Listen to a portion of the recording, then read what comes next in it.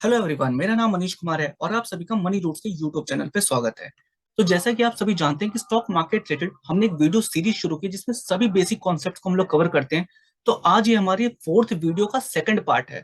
कल हमने पहला पार्ट डाला था, तो आज सेकंड पार्ट है जिसमें हम लोग अगेन से रेवेन्यू, ऑपरेटिंग प्रॉफिट और नेट प्रॉफिट के बारे में जानेंगे। बट आज हम ये जानेंगे कि इसका एक्चुअल में यूज कैसे करना है, मैं कौन सी स्ट्रेटेजी है जो अप्लाई करता हूँ और आप भी चाहो तो उसे कर सकते हो। तो चलो वीडियो को स्टार्ट करते हैं। अब क्या हमें करना है कि हमने ये तो देख लिया कि भाई ये सारी चीजें क्या होती है, पर हमने क्या फोकस करना है कि जब अच्छी कंपनी का हम चुनाव करते हैं, कोई चाहे स्मॉल कैप हो या मिड कैप हो या लार्ज कैप हो, तो हम इन चीजों को कैसे देखेंगे। तो मैं क्या फॉलो करता हूँ, मैं किस स्ट्रेटेजी को फॉलो करता हूँ, वो मैं आपको थोड़ा सा यहाँ पे बताता हूँ। अगर आपको भी अच्छा लगे तो आप इसको फॉलो कर सकते हो। तो अब हम बात करते हैं वापस से सेल्स की, कि सेल्स में हमें यहाँ पे क्या ध्यान रखना है। जब यहाँ पे लोग ये तो मानते हैं कि भाई हमारी सेल्स जो ना जिस भी कंपनी पे इन्वेस्ट करना चाहते हैं वो हर साल बढ़ते जाए तो और अच्छा है। एग्जाम्पल के लिए जैसे दो फाइनेंशियल ईयर का आप देखोगे तो 4,600 करोड़ का इनका नेट सेल्स था, और अभी 2022 का जो फाइनेंशियल ईयर गया इसमें आप देखोगे तो 14,000 करोड़ है। तो ये देख करके लोगों को बहुत ही ज्यादा अच्छा लगता है कि हाँ यार कंपनी बढ़ रही है, आगे भी जाएगा। अब मैं ये नहीं कह रहा हूँ कि ब्रिटानिया कंपनी अच्छी है, या ये भी नहीं कह रहा हूँ कि ब्रिटानिया कंपनी बेकार है। मैं कुछ चीजें पैरामीटर आपके सामने बताऊंगा, ये आप देखो कि आपको अगर ठीक लगती है तो आप इन्वेस्टमेंट कर सकते हो, अगर आपको अच्छी नहीं लगती तो इस तरह की कंपनियों पे इन्वेस्ट मत करना। पर क्या पैरामीटर मैं फॉलो करता हूँ ये देखो। मैं ये तो देखता ही हूँ कि कंपनी का जो सेल्स है वो बढ़ रहा है कि नहीं, पर मेरे लिए मायने रखता है कि कितने परसेंटेज से, मतलब उनकी रफ्तार क्या है, कितनी तेजी से बढ़ रहा है। क्योंकि अगर मान लो एग्जाम्पल के लिए आप मुझे बोलते हो कि आपको कार चलानी आती है या बाइक चलानी आती है, एग्जाम्पल के लिए मैं बाइक का एग्जाम्पल ले लेता हूँ। तो मैं आपसे पूछ रहा हूँ भाई कितनी रफ्तार से चला सकता है, आप बोल रहे हो भाई मैं 40 की रफ्तार से आराम से चला सकता हूँ। अब आई थिंक ये कोई रफ्तार नहीं होती है। अब मैं ये नहीं कह रहा हूँ कि जहां पे जाके एक्सीडेंट करवा देना, पर समझना इस बात को कि एक पर्सन है जो बाइक 40 की स्पीड से चला रहा है, 40 किलोमीटर पर आवर्स के, और दूसरा जो है वो 60 से चला रहा है, तीसरा जो है वो 80 से चला सकता है। हम मान लेते हैं तीनों रोड्स ऐसे ही हैं जिसमें 80 की लिमिट है, तो मैं 80 पे ही चल रहा हूँ मैं। बट क्योंकि शायद जो 40 पे चला रहा है या तो वो डरता है या उसे चलानी नहीं आती, या वो किसी भी एक्स रीजन की वजह से वो तेज नहीं चलाना चाहता, चाहे वो सेफ्टी आप देख लो। पर मुद्दा क्या है कि अगर मुझे जल्दी पहुंचना है सामने किसी डेस्टिनेशन पे, तो ऑफ कोर्स मैं उसको फॉलो करूंगा जो सेफ्टी के साथ ज्यादा तेजी से आगे चल सकता हो। सिंपल समझ में आया। तो उसी तरीके से यहाँ पे जब हम स्टॉक सेलेक्ट करते हैं तो हम यहाँ पे सेफ्टी तो देखते ही हैं। तो सेफ्टी हम लोग देखेंगे जाके बैलेंस शीट में। अभी हम बात करेंगे रफ्तार की, हम बात करेंगे स्पीड की। स्पीड कहाँ दिखेगा आपको? Profit loss statement. और सेफ्टी कहाँ दिखेगा आपको? बैलेंस शीट में और कैश फ्लो में, उन दोनों में जाकर के सेफ्टी दिखेंगे। तो अभी हम बात करेंगे स्पीड की प्रॉफिट एंड लॉस स्टेटमेंट में। तो मेरा ये मानना है कि अगर हम किसी लार्ज कैप कंपनी को सेलेक्ट कर रहे हैं, मतलब इसको मैं फॉलो करता हूं, तो मैं ये देखता हूं कि वो क्या 10% के अप्रोक्सीमेट ईयरली ग्रोथ उसके अंदर है।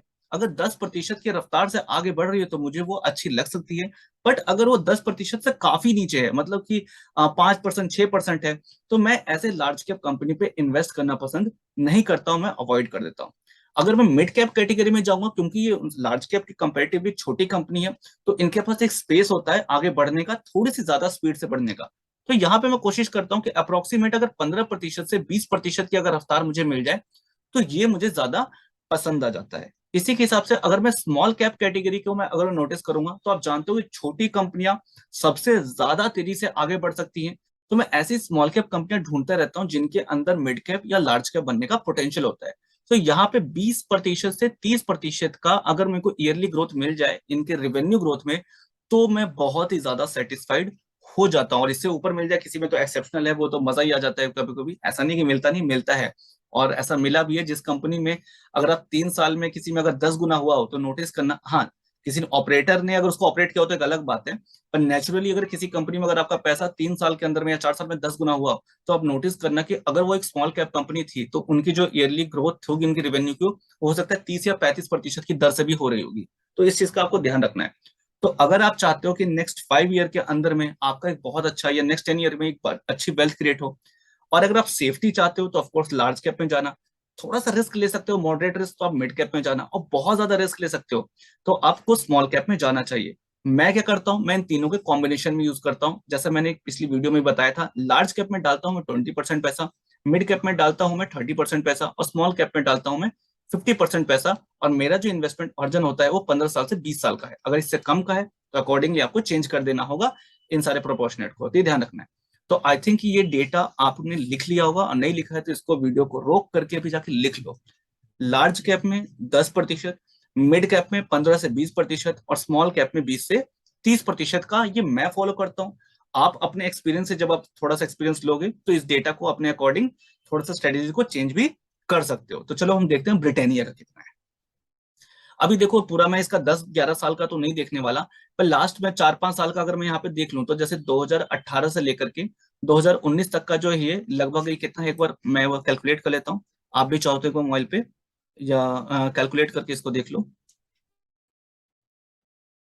तो ये देखोगे लगभग ये 11.5% के आसपास के रेवेन्यू ग्रोथ हुई थी 2018 फाइनेंशियल ईयर से 2019 फाइनेंशियल ईयर में। अगर ये 20 की बात करें तो ये कितना हो गया था, तो 11,600 माइनस 11,250, तो यहाँ पे ज्यादा नहीं था, ये 5% से भी कम ही रह गया था, लगभग 5% मान लेता हूं मैं। इसमें आप देखोगे तो यहाँ पे कितना ग्रोथ किया है, यहाँ पे आप देखोगे तो लगभग 13% के आसपास है। उसी तरीके से इसका आप देखोगे तो ये 7.5% के आसपास का है। तो अब आप ये रेवेन्यू ग्रोथ को देखो, एक लार्ज कैप कंपनी है ब्रिटेनिया, कैसी एक लार्ज कैप कंपनी है। तो इसमें आपको ये ग्रोथ कैसे लग रही है, 11.5%, 5%, 13%, 7.5%। अगर आपको ये एफएमसीजी सेक्टर में, हम उसी की बात कर रहे हैं, ये एफएमसीजी सेक्टर में अगर लार्ज कैप कंपनी में ग्रोथ आपको अच्छी लग रही है तो मैं सेल्स के सेटिस्फाइड हो जाऊंगा। बट ऐसा नहीं कि अब ये देखकर मैं इस कंपनी पे इन्वेस्ट कर दूंगा, नहीं, ऐसा कुछ नहीं है। मैंने क्या कहा था, प्रॉफिट लॉस जो स्टेटमेंट होता है जो हम पूरा देखने वाले हैं, इसमें सिर्फ हम रफ्तार को देखेंगे, बट कंपनी हमारे लिए कितनी सेफ है वो सारी चीजें स्टडी करेंगे हम बैलेंस शीट से और कैश फ्लो से, और कंपनी के जो फ्यूचर पर्सपेक्टिव है, आगे क्या इनके मिशन विजन है, उन सब चीजों को हम देख करके सेफ्टी को पता चेक करेंगे। पर अभी हमने रेवेन्यू ग्रोथ को देखा, मेरे अकॉर्डिंग ये ठीक है, एक वक्त को रेवेन्यू इसका अच्छा है जितनी बड़ी कंपनी है उसके अकॉर्डिंग। एग्जैक्ट 10% तो आपको हो सकता है ना मिले, कई में आपको 10 से थोड़ा ऊपर भी मिल जाएगा, कई बार 10 से थोड़ा सा नीचे भी मिल जाएगा। बट अगर इसका आप नोटिस करोगे, एवरेज देखोगे तो मेरे अकॉर्डिंग ये 8-9% के आसपास का ये मेंटेन कर रहा है, तो ये मेरे को ठीक लगा है। अब बात करते हैं इसके ऑपरेटिंग प्रॉफिट की। ऑपरेटिंग प्रॉफिट मैंने आपको जैसा कि थोड़ा सा बता भी दिया कि जो ये जो बिक्री हुई है उसमें जो एक्सपेंसेस आए हैं उससे जो पैसा बचा है वो सारा ऑपरेटिंग प्रॉफिट में काउंट होता है, तो ये आप देख सकते हो। अब इस पे देखना क्या होता है कि आप देखोगे ऑपरेटिंग प्रॉफिट का जो ये मार्जिन है, तो ये जो 5% लिखा हुआ है ये है क्या। तो बेसिकली आप देखोगे कि जो इनका जो सेल्स हो रहा है उसके रिस्पेक्ट में ये कितना मार्जिन ये मेंटेन कर रहे हैं। तो आप नोटिस करोगे कि जब कंपनी छोटी होती है तो कई बार अपने काम को बढ़ाने के लिए वो कम प्रॉफिट लेती है और कोशिश करती है ज्यादा ज्यादा पैसा जो है अपनी मार्केटिंग में, बजट में इधर उधर लगाती है। पर जब कोई कंपनी अपनी ब्रांड वैल्यू मेंटेन कर लेती है कि उनको मार्केटिंग पे उस कदर खर्च करने की जरूरत नहीं है लोगों तक पहुंचने के लिए, तो आप नोटिस करोगे कि धीरे धीरे जो उनका जो प्रॉफिट मार्जिन है ये देखो बढ़ता चल जाता है। तो जहां ये जो 2011 का जो इनका फाइनेंशियल ईयर था वहां 5% था, ये बढ़ते बढ़ते अब ये 16% के आसपास आ गया, बीच में ये 19% पे भी 2021 में ये चला गया था। तो अभी आप देखो 19% अचानक से गया था, तो ये मेरे लिए एक्सेप्शनल है, तो मैं इसको इतना ध्यान नहीं दूंगा। अगेन ये जो धीरे धीरे बढ़ता हुआ आ रहा है 14, 15, 16 भी, 16 पे ये कंसिस्टेंट है, तो मैं यहाँ पे फोकस करूंगा, क्योंकि लास्ट ट्रेलिंग 12 मंथ भी देखोगे तो ये 15% ही है। तो ये चीजें आपको कब हेल्प करेगी कि प्रोडिक्शन करने में कि अगले 5 साल में किस तरीके से ये बढ़ सकती है, और अगले 5 साल बाद अगर रेवेन्यू ग्रोथ कितना होगा तो कितना इनका प्रॉफिट आ सकता है, तो शेयर प्राइस कितना लगभग हो सकता है, ये सारी चीजें कैलकुलेट करने में ये आगे काम आती है। ये हम सारी चीजें आगे सीखेंगे। बट अभी अब समझना कि जब कोई कंपनी छोटी होती है तो ध्यान रखना कि कई बार अपने काम को बढ़ाने के लिए इनका मार्जिन कम लेती है, पर जैसे जैसे कंपनी बड़ी होते चल जाएगी तो इनका ये भी ऑपरेटिंग प्रॉफिट मार्जिन ही बढ़ जाएगा। तो अब इसे समझना क्या है कि अगर आप एफएमसीजी में किसी छोटी कंपनी को कंपेयर कर रहे हो और मान लेते हैं कि वो भी बहुत तेजी से अपना रेवेन्यू बढ़ा रही है, सेल्स बढ़ा रही है, पर उसके रेस्पेक्ट में जब आप प्रॉफिट देखोगे बहुत कम है, तो इससे आपको इतना टेंशन नहीं लेना है, क्योंकि हो सकता है कि वो अपने काम को बढ़ाने के लिए भी बहुत कम मार्जिन ले रही हो, तो वो बाद में जाकर के अपने मार्जिन को कभी भी बढ़ा सकती है जब मार्केट में एक अच्छे ब्रांड वैल्यू मेंटेन कर लेगी। तो उससे घबराना नहीं, ये आपको ध्यान रखना है कि जब मैं छोटी कंपनी को सिलेक्ट करता हूँ तो ये चीज का बहुत ज्यादा वहां पे फोकस करता हूं मैं। अब बात करते हैं सारी चीजें देने के बाद जो profit after tax in the end बचेगा। तो कई सारे इन्वेस्टर का इस बात को ध्यान समझना कि कई सारे इन्वेस्टर जो सिर्फ ऑपरेटिंग प्रॉफिट को ज्यादा महत्व देते हैं कि भाई ऑपरेटिंग प्रॉफिट ही सब कुछ होता है, ये सारी चीज सही है क्योंकि ये एक रियल पिक्चर देता है उन्हें कि भाई, क्योंकि कई बार क्या होता है ना, कंपनी ने अलग अलग जगह से लोन ले रखा होता है, तो किसी का इंटरेस्ट ज्यादा होता है, किसी का इंटरेस्ट कम होता है, या किसी ने लोन अमाउंट ज्यादा ले रखा है, कोई एक बहुत बड़ी कंपनी है, उसके पास बहुत सारा पैसा है, तो उसको लोन लेने की जरूरत नहीं है, तो उनको इंटरेस्ट ये सब इतना चीज ज्यादा नहीं देना पड़ता कंपेरेटिवली जो उनकी सेल्स हो रही है उसके रेस्पेक्ट में। तो इसलिए लोग ज्यादातर ऑपरेटिंग प्रॉफिट को बहुत ज्यादा देखते हैं। इसके अलावा बहुत सारे जो एक इन्वेस्टर है वो लोग नेट प्रॉफिट को ज्यादा देखते हैं। वो बोलते हैं भाई जो भी है, पर इन द एंड कंपनी के ऊपर ये सारा लाइबिलिटी तो है, ये उसको देना ही है ना सारी चीजें। ये देने दाने के बाद जो एंड में टैक्स देने के बाद जो बचता है, मैं तो सिर्फ उस पर फोकस करूंगा। तो कई लोग ऐसा करते हैं। अब सवाल आता है मैं क्या सोचता हूँ भाई, और आप क्या सोचते हो। देखो, मैं तो भाई ऑपरेटिंग प्रॉफिट को भी महत्व देता हूँ और मैं नेट प्रॉफिट को भी देखता हूँ। मेरे लिए दोनों ही चीजें मैटर करती है कि जब भी मैं किसी कंपनी को कंपेयर कर रहा हूं, तो हाँ, ऑपरेटिंग लेवल पे कितना प्रॉफिट जनरेट कर रही है ये तो मैं देखता ही देखता हूँ। क्योंकि कई बार क्या होता है, कंपनी का बहुत ज्यादा नेट प्रॉफिट इस वजह से नहीं होता है क्योंकि उस पर बहुत सारे लोन होता है।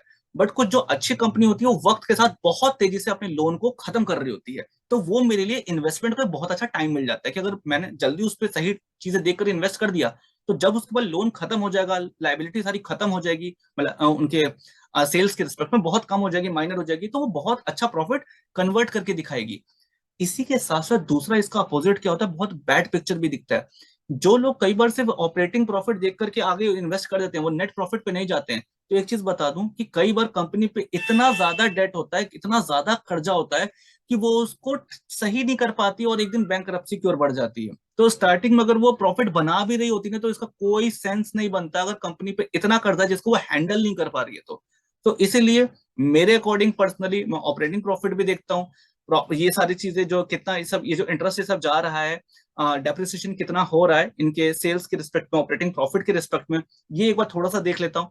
और मैं नेट प्रॉफिट को भी फोकस में लाता हूँ क्योंकि भाई इन दी एंड मैं ऐसी कंपनी पे ही ज्यादा इन्वेस्ट करना पसंद करता हूँ, या तो वो प्रॉफिटेबल कंपनी हो या कुछ सालों के अंदर में प्रॉफिटेबल बन जाएगी, बहुत तेजी से अपने आप को ग्रो कर रही है। तो उन्हीं कंपनियों में मेरा ज्यादा सेफ्टी भी मिल जाता है और आगे ग्रोथ होने के चांसेस भी बने रहते हैं। तो आई होप कि आपको ये सारी चीजें क्लियर हो गई होंगी। इसी तरीके से अगर आप दूसरी इसी सेक्टर की दूसरी कंपनी को अगर देखोगे, जैसे नेस्ले इंडिया है, तो इसका भी आप देख सकते हो। अब आपको खास करके क्या ध्यान रखना है, जैसे अगर आप ब्रिटानिया को कंपेयर कर रहे हो, तो आप ब्रिटानिया को जाहिर सी बात है इन्फोसिस के साथ तो कंपेयर कर नहीं दोगे, क्योंकि इन्फोसिस एक आईटी कंपनी है और ब्रिटानिया एक एफएमसीजी कंपनी है। तो आपको जब भी किसी कंपनी को कंपेयर करना है कि वो कंपनी उस सेक्टर में कैसा परफॉर्म कर रही है, तो हमेशा उसके कंपटीशन वाली कंपनी के साथ, कि ब्रिटानिया को हमेशा कंपेयर करना है नेस्ले के साथ, ये चीज का आपको ध्यान रखना है। और कुछ लोग कभी कभी क्या करते हैं, देखो अभी इस सेक्टर में, एफएमसीजी सेक्टर में, कुछ छोटी कंपनी भी होगी, मतलब स्मॉल कैप भी होगी।